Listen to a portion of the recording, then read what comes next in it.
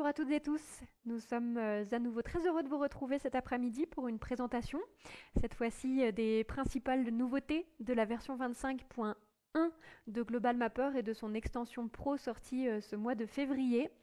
Je suis Sophie-Anne, responsable de formation, support technique et recherche chez Géomatique, et c'est un plaisir pour moi de vous présenter aujourd'hui cette mise à jour qui apporte, comme nous le verrons dans quelques instants, des fonctionnalités et des options vraiment très intéressantes. Nous sommes ensemble pour environ 1 heure. Et comme d'habitude, je vous rappelle le déroulement technique du webinaire. La session est en mode écoute seule, cela signifie que vous n'avez pas la possibilité d'intervenir de vive voix. Vous avez néanmoins à disposition sur votre écran la console GoToWebinar qui vous permet, si vous le souhaitez, d'interagir avec nous par écrit via le panneau intitulé Questions. N'hésitez donc pas, au fil des démonstrations que je m'apprête à vous proposer, à poser des questions, à formuler des remarques ou bien à nous indiquer tout problème technique s'il devait en survenir. J'ai moi-même ma propre console GoToWebinar bien à l'œil, ce qui me permettra de prendre vos questions au fil de la session. Et puis j'ajoute que ce webinaire est enregistré et qu'il sera mis en ligne dans quelques jours sur la chaîne YouTube de l'entreprise. Parce qu'en effet, sur notre chaîne YouTube, vous trouverez une playlist qui regroupe tous nos webinaires de présentation des nouveautés de Global Mapper. Vous y trouverez par exemple la présentation de la version 25.0 sortie en septembre 2023. Mais pas que, vous trouverez aussi une présentation des principales nouveautés de la version 24.1 ou bien encore de la version 24.0. Toujours sur YouTube, vous avez accès à l'enregistrement de l'édition 2023 de la journée francophone de Global Mapper Pro. Pour y accéder, vous devez d'abord en faire la demande en complétant un petit formulaire sur notre site web dont le lien figure sur la diapo qui s'affiche. Je vous envoie d'ailleurs à l'instant un message via le panneau de chat avec l'ensemble des liens auxquels je ferai référence au cours de ce webinaire. N'hésitez pas à en faire un copier-coller dans un éditeur de texte pour les garder en mémoire. Et le lien vers le formulaire en fait partie. Et tous ces liens, nous les ajouterons bien sûr en barre d'infos de la vidéo YouTube. Quelques mots également sur les formations à Global Mapper proposées par Géomatique. Géomatique qui est, je le rappelle, distributeur exclusif de Global Mapper pour la francophonie, qui est aussi organisme de formation agréé par l'éditeur Blue Marble Geographics et par ailleurs certifié Calliope au titre de ses actions de formation. Chaque année, nous proposons 3 sessions interentreprises en ligne de prise en main approfondie sur Global Mapper et ou sur les outils de traitement LIDAR qu'offre l'extension Pro.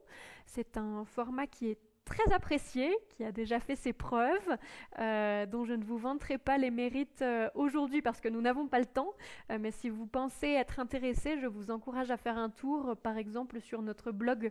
Vous y trouverez un article qui énumère 5 bonnes raisons de s'inscrire et qui mentionne le témoignage de plusieurs stagiaires. Bon, et les dates de cette année, vous les avez à l'écran. La session de mars se tiendra la semaine prochaine. Il reste encore quelques places pour des inscriptions de dernière minute. Si vous êtes intéressé, n'hésitez pas à vous manifester rapidement. Et sinon, il y aura 2 autres sessions. La prochaine sera au mois de juin et la 3e et dernière se tiendra au mois de novembre. Bien sûr, nous proposons également des formations intra-entreprise avec la possibilité de personnaliser le programme si vous en faites la demande. Et si une formation vous intéresse, vous obtiendrez plus ample information sur notre site internet, sur geomatique.fr. Vous aurez un onglet Global Mapper et un onglet Formation où vous trouverez davantage d'informations.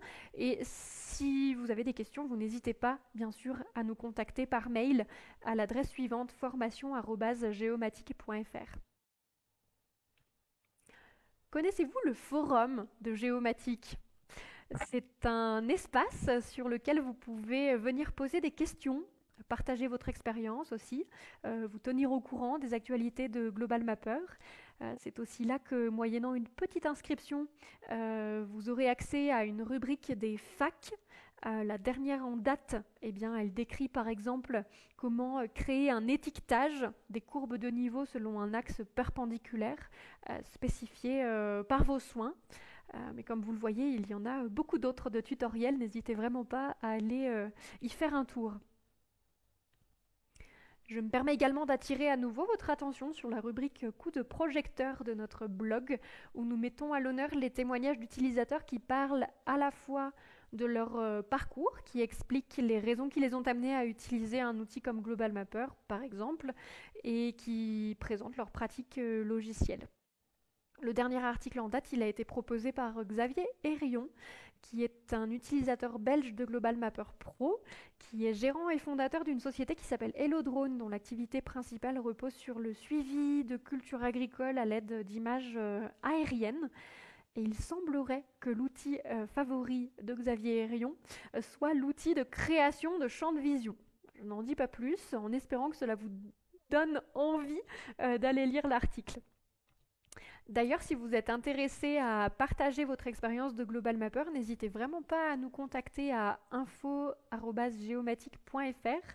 Nous nous ferons un plaisir de nous entretenir avec vous pour produire un témoignage. Enfin, pour vous tenir au courant des actualités de l'entreprise et surtout de vos logiciels, notamment de Global Mapper, n'hésitez pas à vous inscrire à la lettre d'information de Geomatic si jamais vous ne la receviez pas.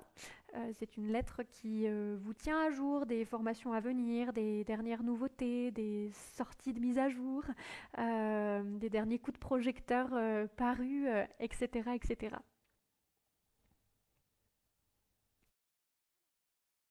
Ce n'est pas la première fois que vous participez à ce webinaire. Vous savez que nous aimons particulièrement les longs préambules, mais rassurez-vous, celui-ci est terminé. Je vais désormais passer à la présentation du programme de cette session qui est organisée en deux parties. Je commencerai par présenter les principales nouveautés de la version standard de Global Mapper 25.1 qui concerne le profil de tracé, mais également le paramétrage de l'outil d'ombrage dynamique. Nous verrons qu'il est désormais possible d'utiliser l'outil info de l'entité dans le visualisateur 3D, qu'il est possible de découper des mèches ainsi que d'exporter au format STL en vue d'impression 3D. Je proposerai ensuite une présentation des principales nouveautés de la version Pro qui propose des mises à jour de Pixels to Points, l'outil, je le rappelle, de photogrammétrie de Global Mapper.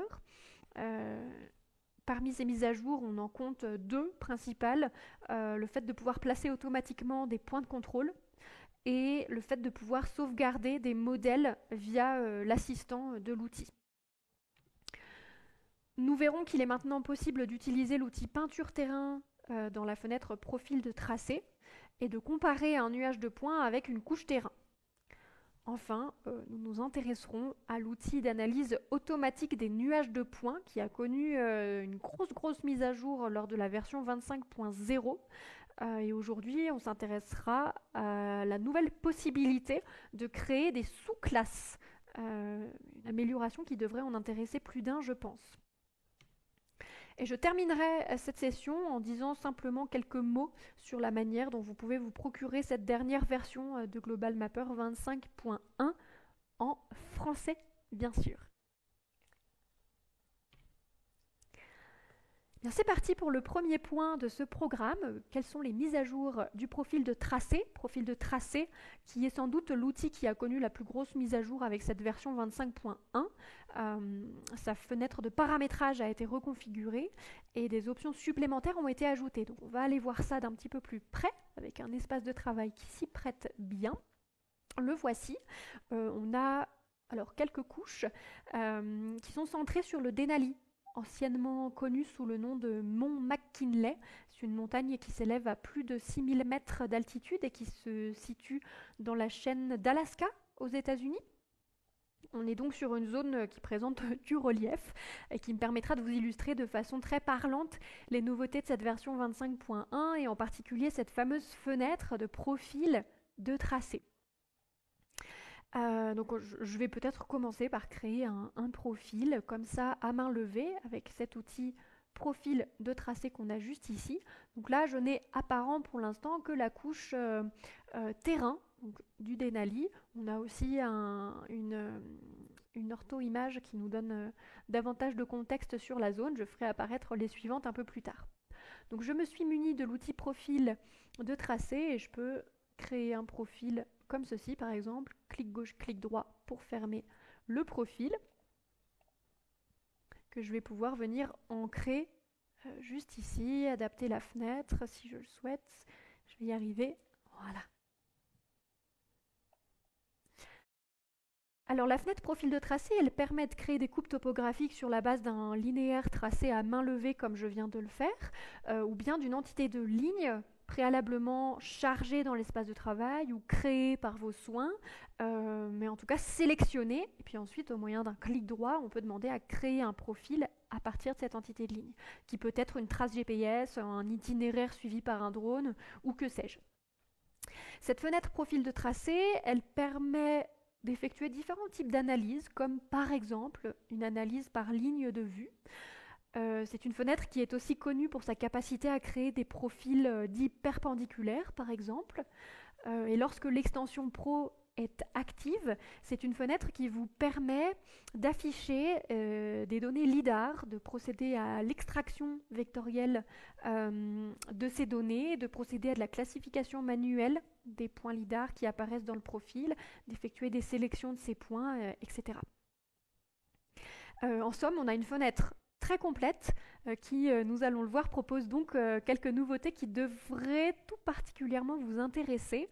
Et la première nouveauté concerne la reconfiguration de la fenêtre des paramètres, à laquelle on accède soit en faisant un clic droit dans la vue principale, soit en faisant un clic droit dans la vue du profil de tracé, vous voyez réglage du profil, ou alors en venant cliquer simplement sur le bouton dédié qui s'appelle réglage. Et là, on ouvre donc cette fenêtre de paramétrage. Les utilisateurs qui ont l'habitude de cet outil voient tout de suite la différence, à mon avis. On a cette fois-ci non pas une unique fenêtre, mais alors toujours une unique fenêtre, mais cette fois-ci composée de 3 onglets qui permettent de mieux répartir les outils par thématique, disons, ce qui devrait simplifier la tâche pour s'y retrouver parmi ces nombreuses options. Donc vous voyez, cette fois-ci, on a donc un onglet paramètres généraux, affichage des données et profil perpendiculaire parallèle. Et chaque onglet possède une nouveauté. Donc dans paramètres généraux, comme son nom l'indique, on retrouve tous les réglages qui permettent de paramétrer de manière générale le profil. Par exemple, spécifier les unités d'affichage pour l'altitude, spécifier la distance de départ de l'axe des X, spécifier le nombre d'échantillons ou la distance d'espacement du profil de tracé, spécifier également une plage d'altitude en spécifiant l'altitude du point bas et du point haut. On peut venir personnaliser l'échelle d'altitude également. On a différentes options qui sont à disposition pour venir agrémenter avec quelques fioritures l'affichage du profil en affichant par exemple les coordonnées du premier point et du dernier point du tracé. Et l'amélioration ici, eh bien, elle se trouve tout en bas de la fenêtre, tracer une ligne de référence. Alors, on a déjà des lignes directrices d'altitude qui sont visibles sur le profil depuis déjà très très longtemps. Vous voyez, ces lignes là, elles sont apparentes. Je peux les masquer en décochant l'option dessiner des lignes directrices. Hop, là j'ai fait disparaître mes lignes, je peux les faire réapparaître. Donc on avait déjà cette possibilité là auparavant.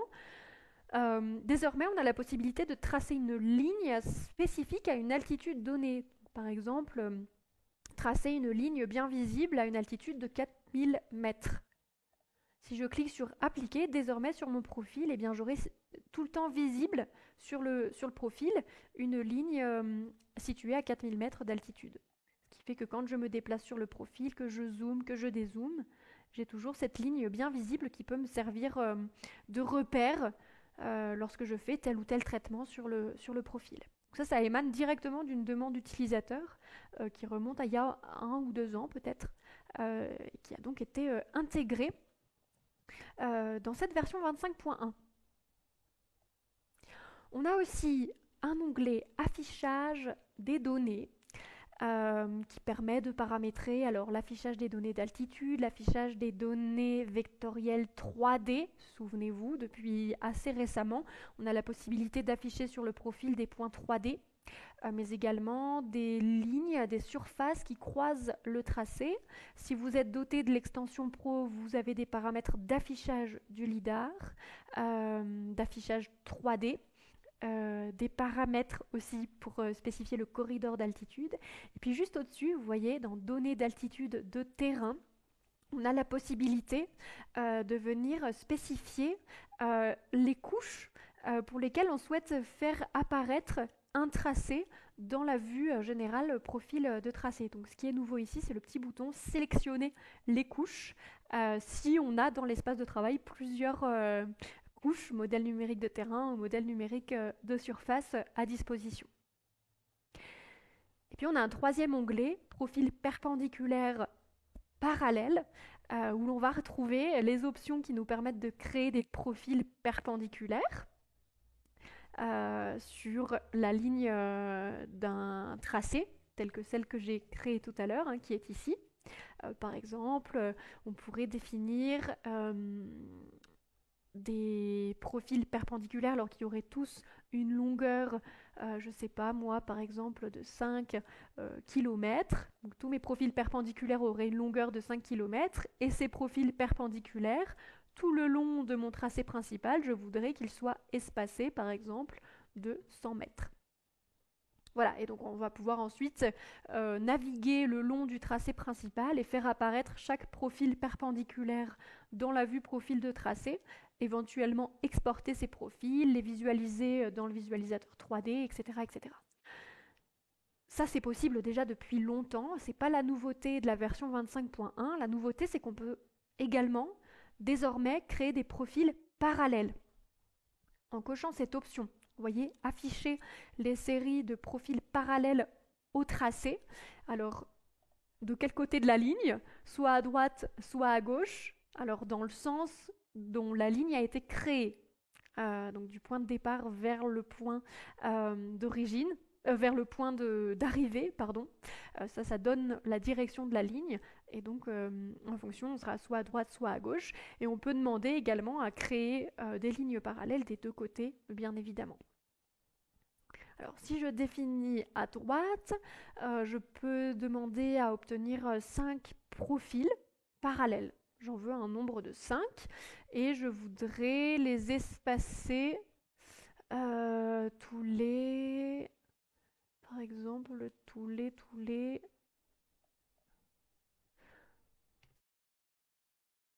2 km. On va tester comme ça.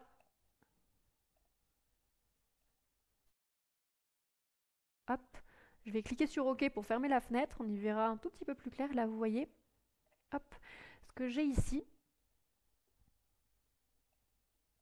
Voilà. Je vais me déplacer. Alors là, c'est mon tracé principal. Et là, je vais pouvoir utiliser la petite flèche pour me déplacer. Donc sur la droite du profil. En fonction de comment la ligne a été tracée. Donc là, moi, mon point de départ, il est ici. Mon point d'arrivée, il était là quand j'ai tracé mon profil. Et donc, la direction de la ligne, vous voyez, elle pointe là-bas. Donc, du coup, la droite du tracé, eh bien, c'est ici. Et donc, je vais pouvoir me déplacer comme ceci. Hop, hop. 1, 2, 3, 4, 5. J'ai bien 5 profils.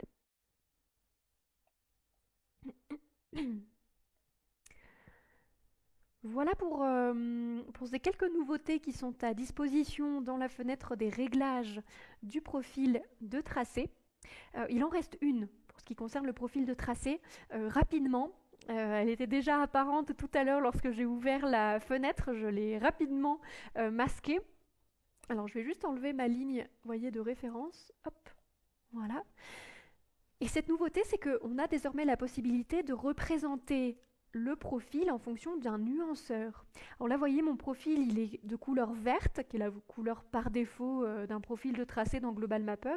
C'est d'ailleurs une couleur que vous pouvez changer en faisant un clic droit, définir la couleur du terrain.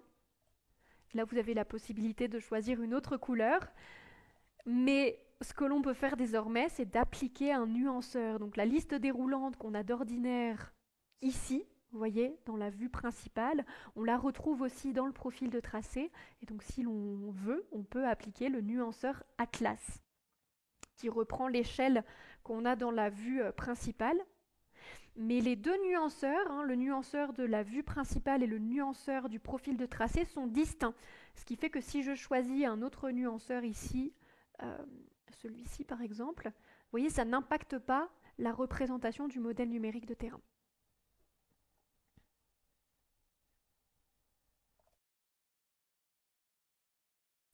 Et je pense en avoir terminé avec la présentation des nouveautés du profil de tracé. Je voudrais désormais vous introduire le nouveau paramètre qu'il existe pour régler l'ombrage, notamment donc en spécifiant une date et une heure. Je vais pour cela changer d'espace de travail. Je vais me mettre sur celui-ci, alors on est toujours au même endroit au niveau de Denali, sur une zone un petit peu plus recadrée. Et vous voyez, l'ombrage, là, il est actif. En fait, cet ombrage, il est actif systématiquement, par défaut. On peut le constater parce que le bouton d'ombrage dynamique est actif. Vous voyez, ici, il est orangé. Donc, il est actif. Et en général, il est systématiquement actif par défaut. Si je désactive l'outil, donc en cliquant dessus, voilà comment notre modèle numérique de terrain de la zone apparaît. Tout raplapla. Donc, je vais réactiver l'outil. Et cet outil-là, il n'est pas fixe, c'est-à-dire que vous pouvez vous-même venir le paramétrer, atténuer l'ombrage pour l'éclaircir un petit peu, modifier la position de la source de lumière, par exemple. Et ça, vous allez pouvoir le faire grâce à cet outil-ci, afficher l'outil dynamique d'effet d'estompage. Ce n'est pas un outil du tout nouveau, hein, mais on a simplement une nouvelle option dans cet outil. Alors c'est un outil qui vous permet de venir sélectionner le nuanceur, de venir paramétrer l'ombrage, la lumière ambiante, l'exagération verticale. Si vous voulez éclaircir un petit peu les ombres, ça va se passer ici, etc., etc. Vous pouvez aussi, sur la gauche, grâce au radar, venir changer la position de la source de lumière. Alors ici, on a un paramétrage par défaut, c'est-à-dire qu'on a un azimut à 45 degrés, donc l'azimut qui correspond à la direction angulaire du Soleil, qui est mesuré à partir du nord, et dans le sens des aiguilles d'une montre, par degré, et ça va de 0 à 360.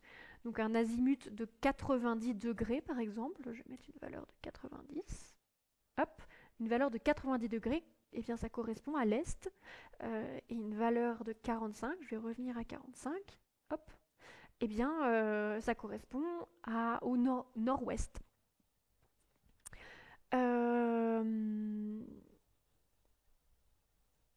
Nord-est. Je crois que j'ai dit nord-ouest.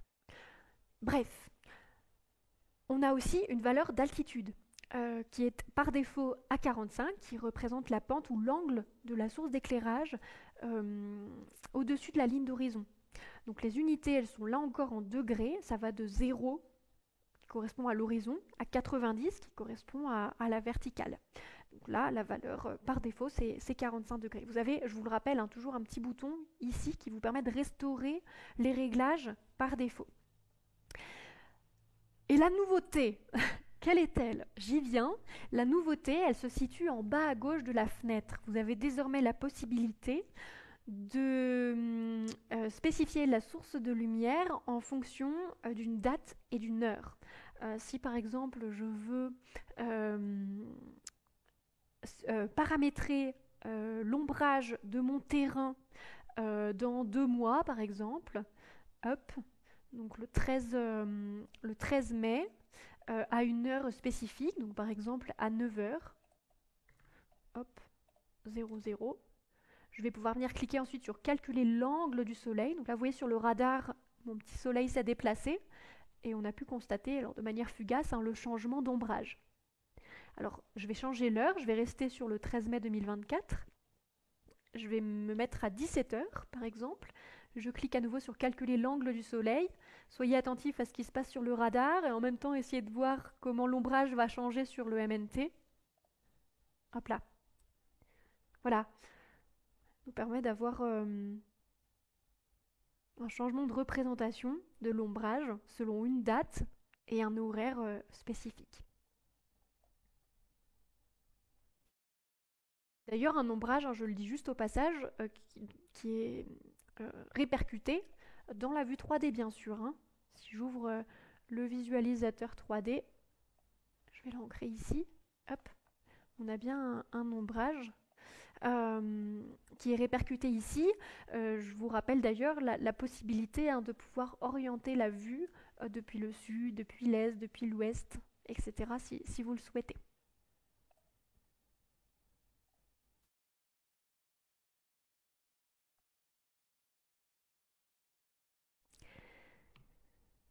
Puisqu'on était dans la vue 3D, je n'aurais pas dû la fermer, la fenêtre, on va y revenir. Je voudrais attirer votre attention sur le fait que désormais, il est possible d'utiliser l'outil info de l'entité dans la vue 3D. Alors j'y vais de suite, je vais rester sur cet espace de travail là, je vais réouvrir donc la vue 3D, hop, et je vais faire apparaître d'autres données. Il me faut des données vectorielles parce que l'outil info qui est ici, souvenez-vous, l'outil info de l'entité, c'est un rond gris avec un petit i à l'intérieur. Quand on clique sur l'entité vectorielle, on va obtenir des informations sur cette entité, notamment une synthèse des informations attributaires associées à cette entité.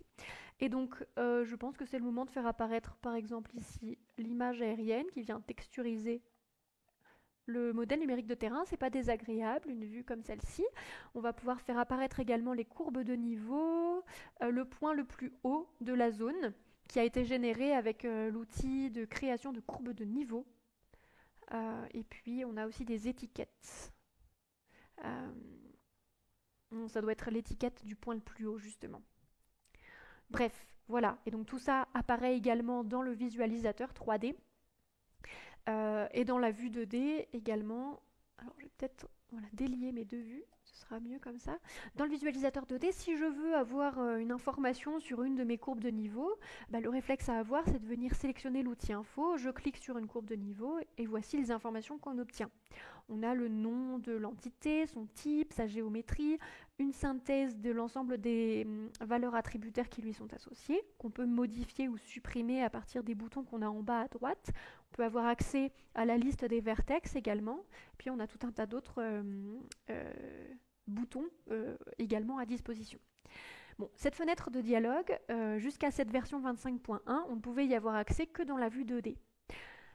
Depuis cette toute dernière mise à jour, lorsque l'on navigue dans le visualisateur 3D, voyez, hop, alors je veux juste la mettre en plein écran, voilà, comme ceci, et bien on a aussi la possibilité désormais d'accéder à l'outil info de l'entité et de cliquer, si on le souhaite, sur une entité vectorielle et d'avoir ainsi accès aux informations de cette dernière.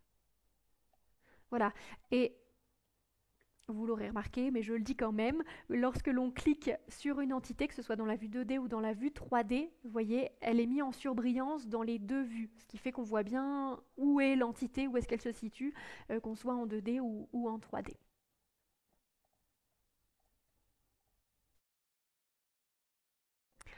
On avance toujours dans la présentation des nouveautés de la version standard. Je voudrais maintenant vous dire qu'il est possible de découper des mèches dans cette version 25.1, chose qu'il n'était pas possible de faire auparavant. Alors je vous illustre ça de suite avec un espace de travail, encore une fois, qui s'y prête bien. Je vais peut-être revenir sur le premier, celui qui m'a permis de vous introduire les nouveautés du profil de tracé. Je vais faire un petit peu de ménage, on va réorganiser tout ça. Je vais vous présenter surtout les couches que j'ai, le reste des couches qui sont dans le centre de contrôle. Alors on l'a vu tout à l'heure, on a un modèle numérique de terrain, on a aussi une image aérienne. Et en fait, ce modèle numérique de terrain, ce MNT et cette image aérienne, je m'en suis servi pour générer un mesh. Mesh que l'on a juste ici.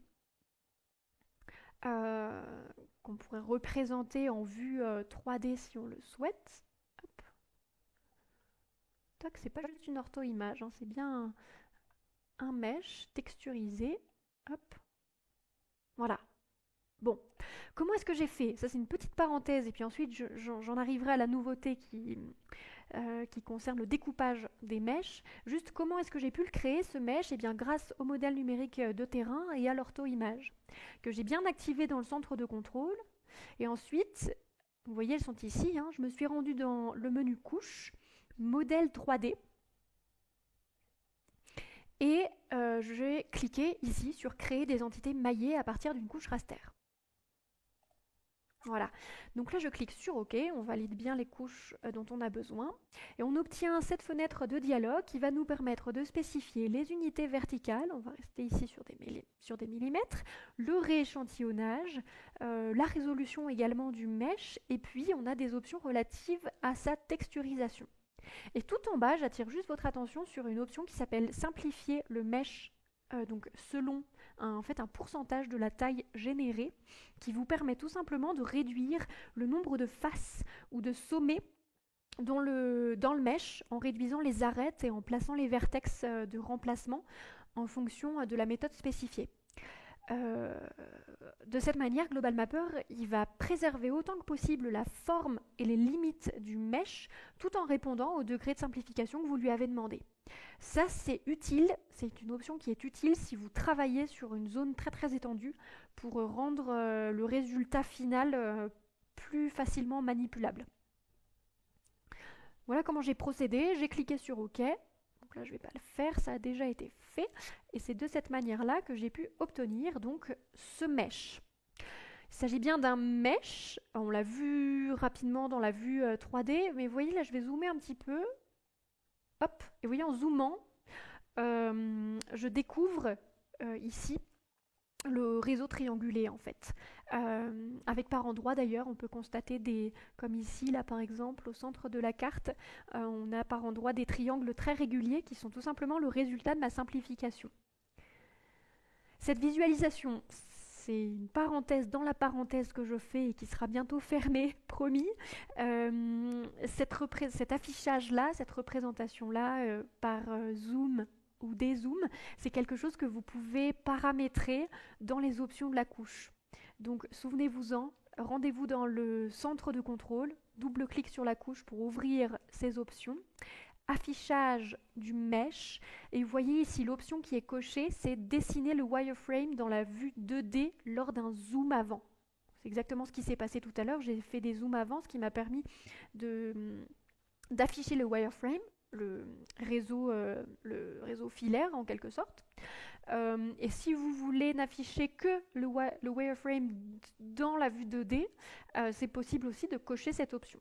Ce que je ne vais pas faire ici parce que je vais vous montrer comment ce réseau TIN, vous pouvez le visualiser en 3D. Et donc pour ça, j'ai plutôt intérêt à ne pas cocher cette option. Donc je vais fermer la fenêtre, je vais ouvrir la vue 3D, je vais la mettre ici. Voilà, et donc là vous voyez, j'ai beau zoomer, je n'ai pas le résultat de tout à l'heure qu'on pouvait constater dans la vue 2D. Pour cela, j'ai simplement besoin de penser à cocher afficher le wireframe, vous voyez? Voilà, de cette manière-là. Bon, maintenant, si moi je veux le découper, parce qu'il n'y a qu'une certaine zone qui m'intéresse, en l'occurrence celle-ci, voilà ma zone de recadrage, comment je fais? Les mèches sont des données un peu particulières qui ne se traitent pas comme un modèle numérique de terrain, par exemple, ou comme un raster tel une ortho-image. Et donc, jusqu'à présent, il n'était pas possible de les découper aussi facilement que ça l'était pour les autres types de données que je viens de citer. Désormais, ça l'est. Il vous suffit donc de sélectionner au préalable la zone de découpe, ce qui est bien le cas de mon côté, et ensuite de vous munir de cet outil-ci. Ouais, est-ce que vous le repérez? Recadrer les surfaces sélectionnées. Donc on clique dessus, et la nouvelle option que vous constaterez dans cet outil, l'outil qui n'est pas nouveau du tout, hein, simplement dans l'outil, vous allez trouver une nouvelle option qui est l'option maillage, mesh, ici. Donc je peux découper des mèches. Si je veux garder la couche d'origine intacte dans le centre de contrôle, je peux demander à créer une nouvelle couche. Vous voyez? Hop, que je vais nommer par exemple Denali cadrage. Je clique sur OK. Voilà, et si je masque donc la couche initiale, je peux constater le résultat. Donc j'ai bien découpé mon mesh dans les limites de la zone préalablement sélectionnée. On pourrait ensuite l'exporter. On pourrait l'exporter par exemple au format STL. Mais ça, j'y reviendrai juste après. C'est le dernier point que je veux aborder avec vous concernant les nouveautés de cette version standard 25.1.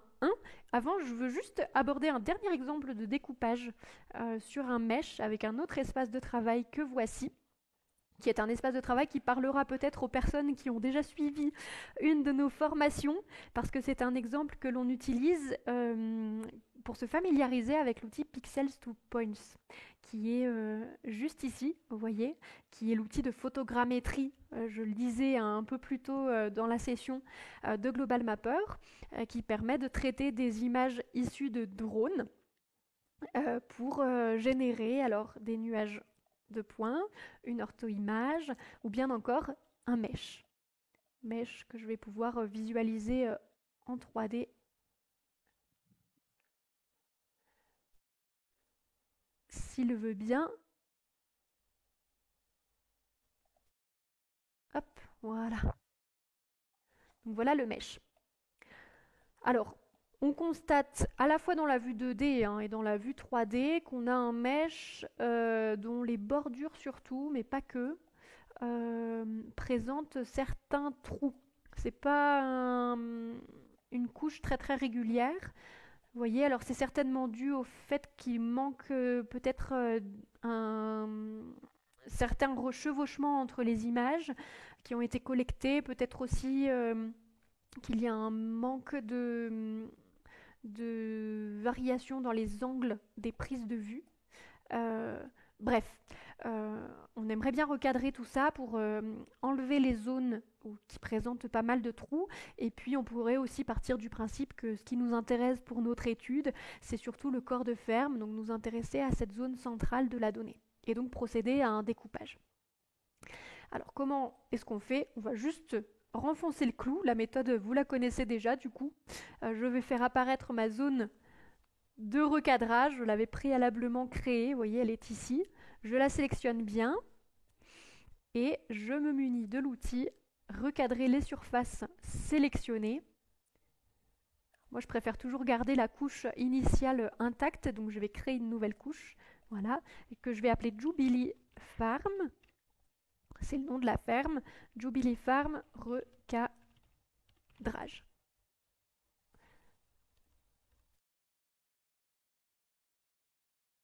Ok.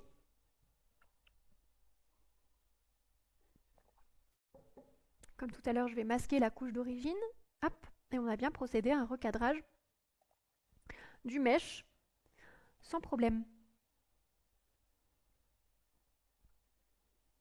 On va pouvoir visualiser dans la vue 2D, hop, que voici. Voilà. Avec quelque chose de bien redécoupé.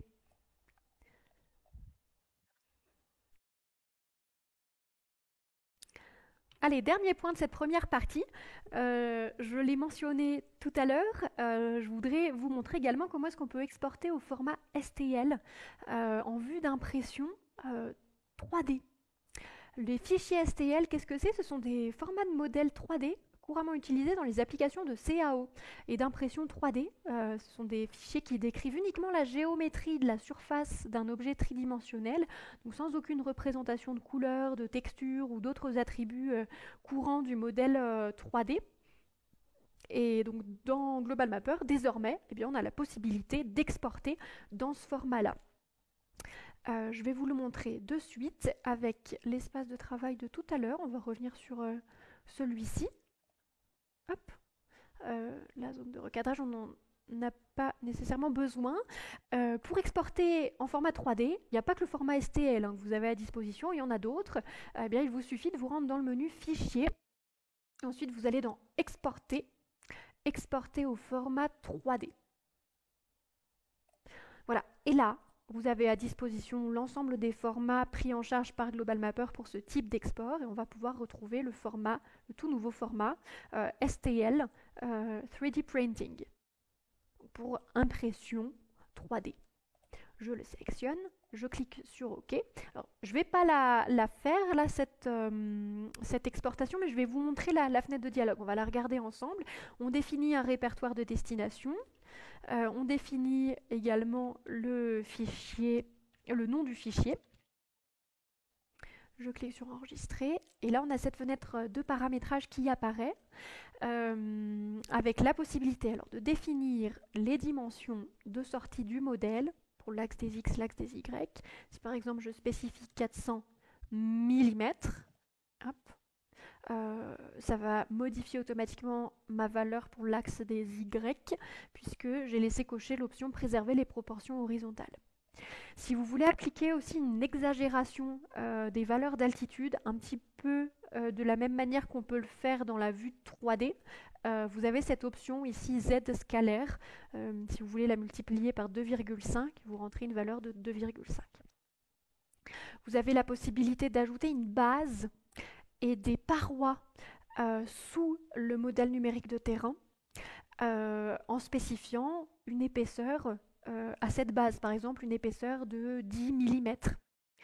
Ça permet de déterminer à quelle distance, en dessous du point le plus bas de votre modèle numérique de terrain, la base va être extrudée. Donc on peut très bien spécifier une valeur de 0, ça créera la base au niveau du point le plus bas, mais faites attention. Regardez bien vos données. Selon les données, ça peut créer, en rentrant une valeur de 0, ça peut créer éventuellement un trou, une zone vraiment trop fine au moment de l'impression 3D du terrain. Voilà. Vous pouvez aussi spécifier ici l'espacement d'échantillon, par exemple. On peut l'augmenter à 50 par 50 mètres. Et puis vous avez d'autres options supplémentaires au bas de la fenêtre. Voilà, vous cliquez sur OK et vous lancez ainsi l'export.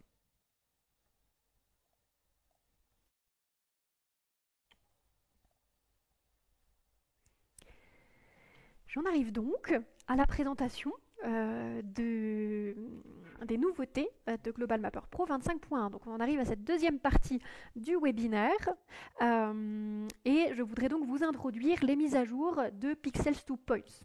Comment est-ce que l'on peut placer automatiquement des points de contrôle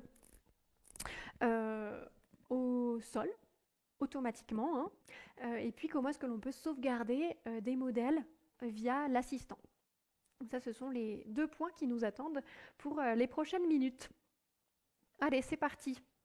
On va changer d'espace de travail, encore une fois, et on va travailler avec celui-ci, qui est un espace de travail composé d'images issues de drones qui ont été chargées, qui apparaissent sous la forme d'entités ponctuelles, c'est normal, avec un petit symbole en forme de caméra et une flèche rose qui pointe dans la direction suivie par le drone. Avec l'outil info, encore lui, on a la possibilité de cliquer par exemple sur une image pour lire l'image et visualiser l'emprise de cette image sur la carte. Voilà, et on a aussi dans cet espace de travail 2 entités de points. Ici, on a un point numéroté 4 et un autre point numéroté 5, et ce sont 2 points de contrôle. Bon, les points de contrôle, là, nous, on va les utiliser dans un processus de photogrammétrie, donc pour utiliser ces photos issues de drones pour générer éventuellement un nuage de points, une ortho-image, voire un mesh, comme on a pu en manipuler tout à l'heure. Les points de contrôle au sol, ce n'est pas obligatoire. Si vous n'avez pas de point de contrôle au sol, vos résultats finaux, ceux après traitement photogrammétrique, ils seront positionnés uniquement à l'aide des métadonnées de l'image d'entrée. Mais si vous avez des points de contrôle à disposition, c'est vrai, c'est bien pour ajuster tout simplement le positionnement horizontal et vertical de votre nuage. En général, ces points de contrôle au sol, ils sont utilisés sur la base d'éléments identifiables dans les images d'entrée pour aligner les pixels sur un emplacement connu, donc des coordonnées X, Y et Z. Donc là, on va se servir d'une cible qui a été placée sur le terrain et qu'on va retrouver sur nos images. Alors, je vous montre ça de suite. On va le mettre en application rapidement. Donc, je vais ouvrir l'outil profil, pas profil de tracé. Lui, on l'a ouvert tout à l'heure. Je vais ouvrir l'outil Pixels to Points. Je ne vais pas utiliser l'assistant, on le verra tout à l'heure. Je vais utiliser directement la fenêtre principale. Je vais charger mes images. Donc là, je vais faire un clic droit à droite, ajouter les points images. Voilà, et la nouveauté, elle se trouve ici. Vous voyez, on a un nouveau bouton, point de contrôle au sol, qui va nous permettre d'ouvrir une nouvelle fenêtre dédiée, strictement dédiée au point de contrôle au sol. La voici, cette fenêtre. Je vais d'abord charger ma couche de points de contrôle, charger à partir d'une couche de points. On l'a vu tout à l'heure, la couche, elle était dans le centre de contrôle. C'est cette couche-ci, hein, gcp.shp. Je clique sur OK. Et là, vous voyez, donc on a nos deux points de contrôle. On va s'occuper des deux de manière distincte. Hein. Je vais d'abord m'intéresser au point de contrôle numéro 4 et je vais aller donc l'associer aux images suggérées, vous voyez, dans la section juste en dessous. Et à droite, on peut visualiser chaque image. Et donc là, les images, elles sont en jaune. Ça veut dire que selon Global Mapper, on aurait 4 images parmi toutes celles qu'on a chargées ici. 4 images potentiellement concernées par ce point de contrôle.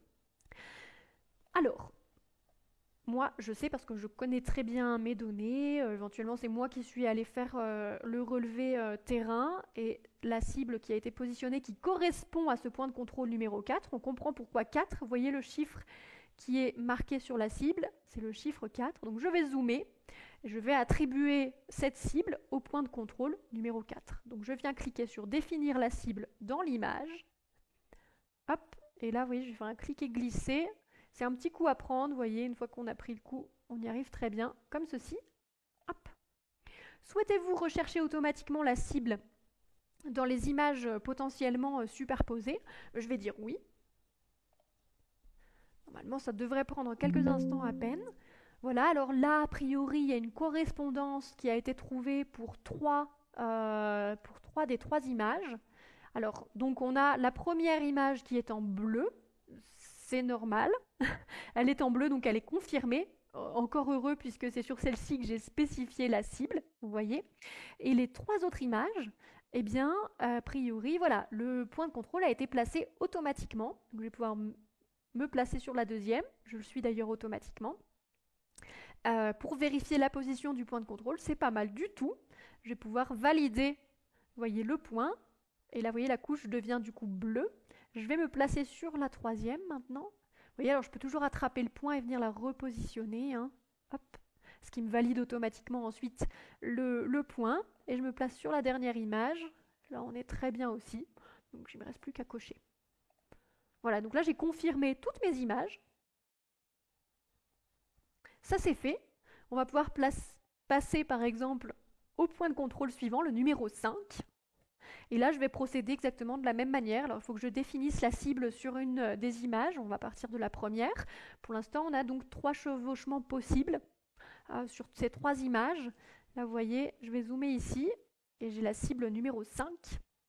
Donc, je vais définir la cible. Hop, comme ceci. Toc. Comme tout à l'heure, je vais répondre oui ici. Ça ne devrait pas prendre trop longtemps non plus. Alors, a priori, une correspondance. Je clique sur OK. Une correspondance, donc je suis directement sur ma deuxième couche, là vous voyez la 0029. Hop, et donc, bah en effet, c'est pas trop mal. Alors je peux attraper mon point de contrôle encore une fois pour le replacer si je le souhaite. Et je vais me placer sur l'autre image, alors pour laquelle il y a un chevauchement possible. Mais ça n'a pas été identifié comme pour la précédente, alors je pense que c'est normal parce que regardez, si on zoome, hop, la cible est un peu coupée. La cible est un peu coupée, donc on va tout simplement positionner le point manuellement, donc ajouter un point de contrôle à l'image, et je vais venir cliquer ici. Voilà, et là vous voyez, ça m'a permis de valider ces 3 images. Voilà comment vous procéderiez maintenant pour assigner des points de contrôle au sol dans Pixels 2 Points à l'aide de cette fenêtre dédiée. Vous pourriez ensuite revenir dans la fenêtre de paramétrage, continuer vos paramétrages dans la section résultats, dans les différentes options qu'on a juste ici, et puis lancer le traitement. Hop, je ferme la fenêtre. Et puis, je vous ai dit, il y a une deuxième principale amélioration qui concerne l'outil Pixels 2 Points. Il y en a une autre que j'ai pas mentionnée sous la forme de points dans le PowerPoint. Elle est assez récurrente dans les différentes mises à jour qu'on a pu voir de Pixels 2 Points dernièrement. On la retrouve donc dans cette version 25.1. C'est un effort qui a été fait sur l'amélioration de la vitesse de traitement de Pixels 2 Points, avec des traitements qui sont censés aller plus vite. Mais l'amélioration sur laquelle je voulais, moi, insister plus particulièrement ici, c'est la possibilité de créer des modèles. Donc je vais recliquer sur Pixels 2 Points. Là, moi, ce que je voudrais, c'est créer rapidement peut-être une ortho-image ou un modèle 3D à partir de ce jeu de données, juste pour avoir une idée de ce que ces données sont capables de fournir comme résultat. Voilà, éventuellement je suis sur le terrain, j'ai embarqué mon Global Mapper avec moi et je veux avoir une idée rapide d'un exemple de résultat en sortie. Donc je vais utiliser l'assistant. Je vais définir une position pour le projet, par exemple ici. Je vais l'appeler projet, non, je vais l'appeler P2P. Comme ceci. Je clique sur sélectionner le dossier. Ah oui, je vais mettre sur le bureau. Hop. Suivant. OK. Alors là, je vais sélectionner des images. Elles sont ici, mes images. Je clique sur ouvrir. Je passe les différentes options ici, je clique sur suivant. Et là, vous voyez, on a cette fenêtre de dialogue qui nous permet de définir la sortie principale. Qu'est-ce qu'on souhaite obtenir comme données principalement, soit une ortho-image, soit un modèle 3D rapide, une ortho-image rapide, un modèle 3D par exemple. Allez, hop, je clique sur suivant. Je peux demander également à créer un nuage de points épars, peut-être des courbes de niveau également. Et si je sais que ça c'est quelque chose qui va se répéter, que j'aurai besoin de créer à plusieurs reprises, à différents moments, pourquoi pas enregistrer un modèle. Donc le nouveau bouton qui n'existait pas avant la 25.1, le voici, enregistré comme modèle. Comme ça, vous n'aurez plus qu'à le sélectionner dans la vue d'avant et ça vous évitera d'avoir à spécifier ces différentes options. Vous voyez, enregistrer comme modèle. Alors, je vais peut-être masquer ça juste pour vous montrer. Vous nommez le modèle. Alors, par défaut, vous avez Custom qui apparaît pour vous indiquer qu'il s'agit de quelque chose, d'un modèle personnalisé. Vous cliquez sur OK et en cliquant sur OK, eh bien, vous retrouverez plus tard, mais même déjà maintenant, en fait, vous voyez, si je fais retour, dans cette fenêtre-là, vous retrouverez votre modèle 3D. Alors, c'est un modèle que j'avais déjà créé par ailleurs, custom, je l'avais remplacé par personnalisé. Et donc ça, vous voyez, ça c'est quelque chose que j'ai créé moi-même et que je vais pouvoir sélectionner. Et en faisant suivant, la fenêtre suivante sera déjà paramétrée avec ce qui a été enregistré dans ce modèle 3D.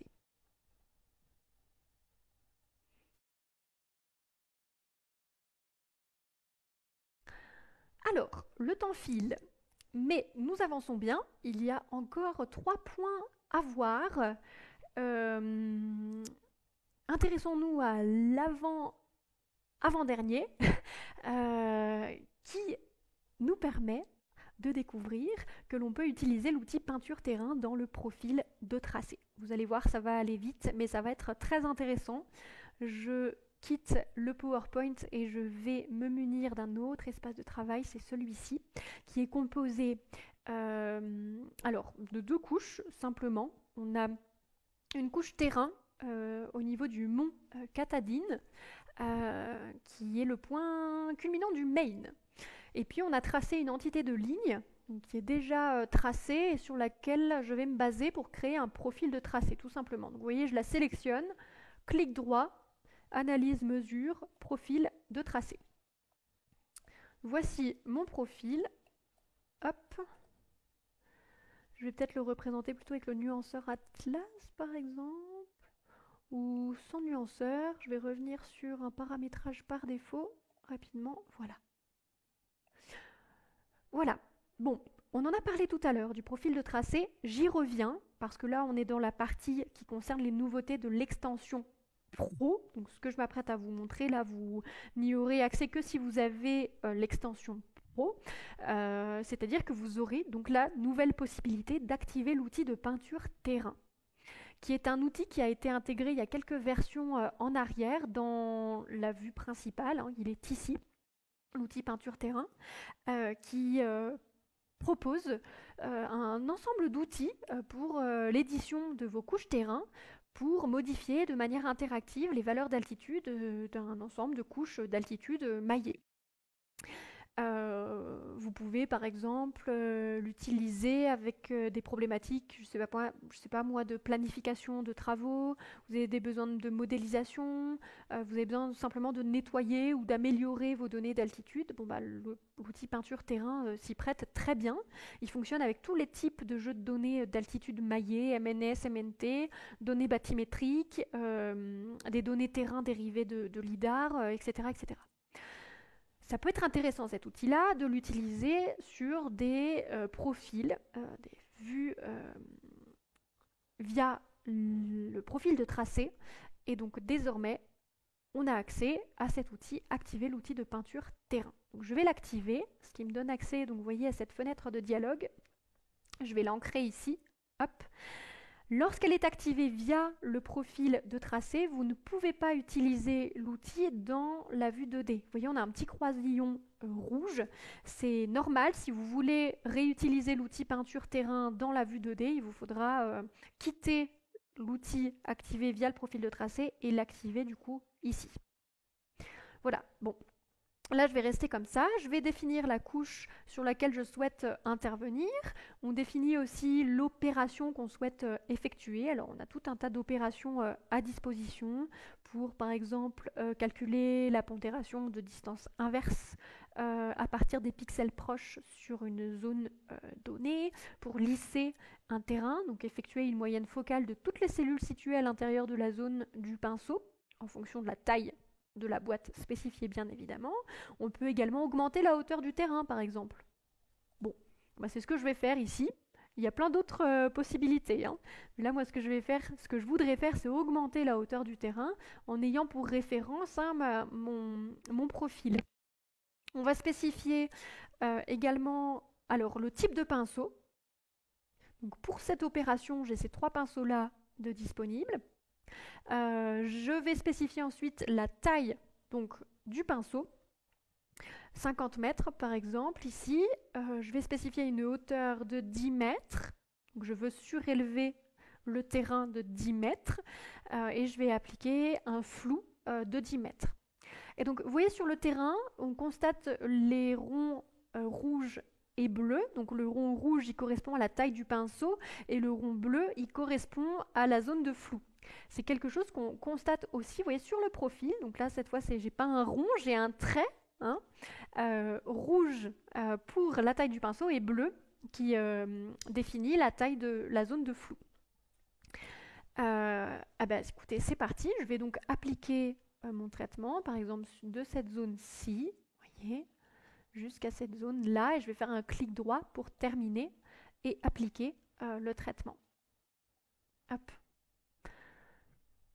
Et voilà, on est intervenu sur la couche terrain via le profil de tracé avec l'outil peinture terrain. Alors bien sûr, on a toujours la possibilité de revenir en arrière avec le bouton défaire ou à partir d'un CTRL Z sans problème.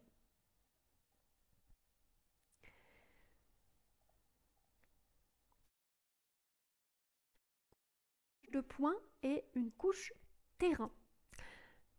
Alors, il est possible de comparer plusieurs nuages de points. Déjà depuis un petit moment, désormais, on a la possibilité, grâce à cette version 25.1, de comparer un nuage de points avec une couche terrain. Donc ça a été aussi une demande assez forte des utilisateurs de pouvoir effectuer ce type de traitement.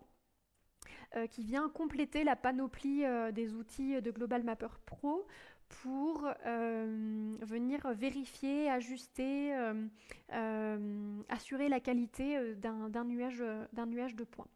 Alors là, j'ai à nouveau un nouvel espace de travail qui se situe alors au niveau de la Devil's Tower, la tour du diable, je crois, en français, qui est un monolithe naturel situé aux États-Unis, si je ne dis pas de bêtises, dans l'état du Wyoming. Le monolithe, on l'a juste ici. Et donc on a un nuage de points ici, vous voyez. Hop, je vais pouvoir le visualiser en 3D, qu'on puisse visualiser ce monolithe quand même.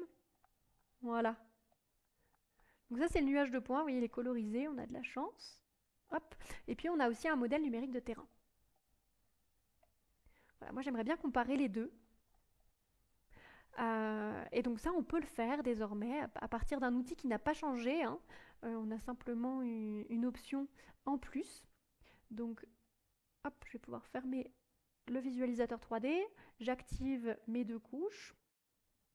Et ce que je vais faire, c'est que je vais ouvrir cet outil-ci, comparer les nuages de points. Voilà, alors là, en fait, on a un maillage, donc une couche terrain et un nuage de points. Donc les deux options actives, ce sont les deux suivantes. On a la grille, le lidar. On va spécifier la distance minimum de recherche entre les points du nuage et le maillage. Donc là, moi, je voudrais quelque chose d'assez serré. Je vais spécifier une valeur de 0,15 mètres. On peut définir le nom de la couche qu'on va obtenir en sortie. Je vais laisser ici le nom par défaut. Et puis on a quelques options supplémentaires juste en dessous. Je vais laisser tout ça par défaut. Je clique sur OK. Normalement, le résultat devrait être assez rapide. OK. Alors, je ne l'ai pas précisé tout à l'heure, hein, mais je vais masquer le résultat. On a une zone ici qui est assez diverse, hein, avec de la végétation surtout. Et regardez, alors on a beaucoup de différences qui ont été notées ici. Je vais masquer le nuage de points, je vais masquer la grille également. Hop, et puis on va peut-être aller visualiser ça dans la vue 3D. Et ce qu'on constate, c'est qu'il s'agit essentiellement des points correspondant à la végétation. Voilà. C'était un exemple intéressant pour faire fonctionner l'outil ici, parce que on voit bien donc cette différence-là. On a uniquement les points de végétation. Pourquoi donc, qui sont les points qui représentent cette différence entre le modèle numérique de terrain et le nuage de points lidar, ce qui est tout à fait logique puisque j'ai bien parlé d'un modèle numérique de terrain. Ceci est un modèle numérique de terrain donc, qui ne rend pas compte des informations type bâti ou végétation. Donc le résultat ici est tout à fait cohérent. Voilà. Je crois que j'ai tout dit. Je crois que j'ai tout dit pour cet espace de travail. Eh bien, je vais pouvoir passer au point suivant. Créer une sous-classe. Donc là, je vais arriver dans l'outil d'analyse automatique des nuages de points. Et ce sera le dernier point pour cette session, pour vous introduire la possibilité de créer une sous-classe pour des classes qui sont déjà existantes. Alors c'est parti, dernier espace de travail de la session. Hop, on a un espace de travail extrêmement simple, on a un nuage de points lidar. Alors qui a déjà été un peu travaillé pour le bien de la session, pour que ça ne dure pas trop longtemps. On est au niveau de la ville d'Augusta, dans le Maine. C'est un nuage de points lidar. Et ce nuage de points lidar, donc là il est représenté en fonction de l'altitude. C'est un nuage qui possède pas mal de diversité. On a à la fois du bâti, de la végétation. On a aussi des zones d'eau. Il y a une rivière qui passe juste là. Et donc l'idée, c'est bien évidemment de classifier ce nuage de points. Alors il a déjà été classifié pour le bien de la démonstration, mais je voudrais vous montrer comment j'ai fait pour classifier en particulier les routes qui, quand on procède à une classification automatique classique, vont être comprises dans une classification des points de sol, en fait. Pour ça, au préalable, j'ai effectué une segmentation. J'ai utilisé un processus de segmentation. Donc, je suis bien sûr passée par l'outil d'analyse automatique des nuages de points, ce nouvel outil. Je le rappelle, auparavant, on avait plusieurs outils pour la classification automatique. On avait un outil pour la classification des points de bruit, un autre pour les points de sol, un autre pour les points de végétation et de bâti. Désormais, tout est regroupé dans cet outil-là, composé de différentes sections. Et on a la possibilité, dans cet outil-ci, de procéder donc à de la classification, de l'extraction également, et à une segmentation. Donc ce que j'ai fait au préalable, et donc cette segmentation, on peut la visualiser comme ceci. Et c'est sur la base de cette segmentation-ci que je vais pouvoir venir distinguer mes routes du sol. Voilà, et puis on peut partir du principe qu'on a préalablement classifié le sol, le bâti, la végétation, qui sont des choses, vous voyez, qui sont des classifications déjà intégrées dans Global Mapper. Alors, comment est-ce qu'on fait pour procéder à ce genre de sous-classification, en quelque sorte? Eh bien, on va la personnaliser. Donc, ce que je vais faire, c'est que dans cette section, vous voyez, juste ici, là dans configuration des entrées, je vais demander à activer des modèles d'entités personnalisés. Hop, et je vais demander à ajouter une classe. Je vais demander à créer une sous-classe. Là, je travaille sur... moi, ce qui m'intéresse, ce sont les routes, mais on pourrait envisager d'autres types d'objets.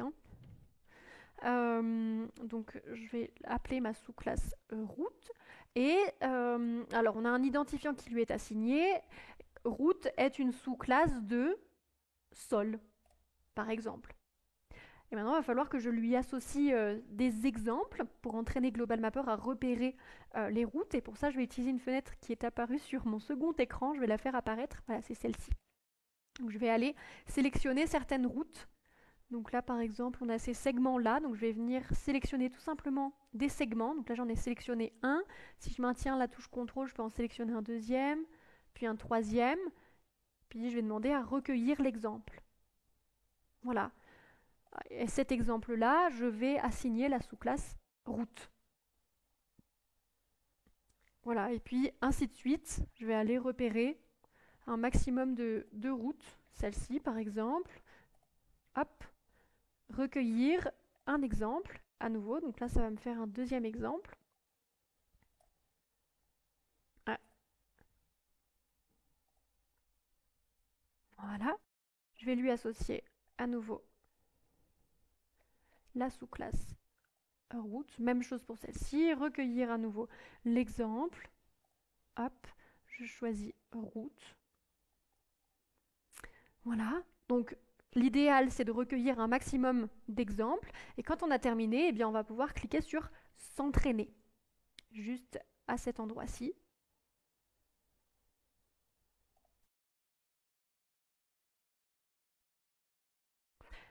Et donc on a une nouvelle sous-classe à cet endroit-ci, qu'on va retrouver également dans la section classification. Et donc on pourrait procéder à une classification à partir de cette nouvelle sous-classe. Alors j'ai déjà lancé le processus en amont, donc je vais pouvoir vous montrer le résultat que ça donne quand la classification a été faite.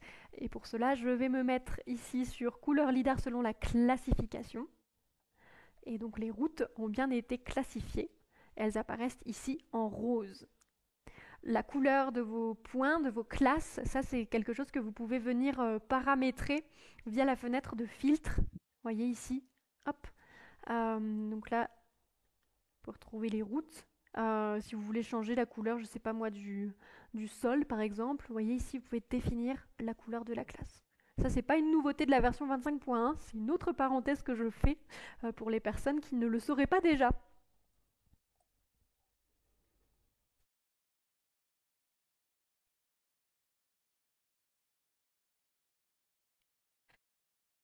Eh bien, nous arrivons au terme de ce webinaire. Il reste un petit point à aborder. Comment se procurer cette dernière version de Global Mapper 25.1. Eh bien, voici la manière de procéder. Vous pouvez télécharger Global Mapper à cette adresse, donc en vous rendant tout simplement sur notre site web, dans l'onglet Global Mapper téléchargement. Et ensuite, vous voudrez bien nous contacter à l'une de ces deux adresses, donc vente au pluriel @geomatic.fr, ou bien pour les titulaires d'une maintenance à activation@geomatic.fr. Et je vais m'arrêter là. J'espère que cette session a été instructive et que ces nouveautés vous seront utiles pour la suite, qu'elles vous ont donné envie d'aller tester cette version 25.1. Certaines de ces nouveautés émanent en tout cas directement de demandes utilisateurs. Je pense en particulier aux améliorations apportées au profil de tracé ou bien encore à l'outil de classification des nuages de points. Je ne l'ai pas dit tout à l'heure, mais cet outil de classification, il est en constante amélioration. Les développeurs de Global Mapper travaillent quotidiennement sur cet outil-là. Il y a une amélioration à chaque nouvelle version. Ils sont très demandeurs des retours utilisateurs, donc vraiment n'hésitez pas à nous faire part de vos retours sur cet outil en vue d'amélioration. Vraiment, n'hésitez pas. En nous contactant par exemple à support@geomatic.fr. Voilà, quelles que soient vos questions d'ailleurs, vous n'hésitez pas à nous contacter à l'une de ces adresses. Et c'est avec cette belle lune de ce début d'année 2024 que je vous laisse en vous souhaitant un très bon après-midi. À bientôt, au revoir.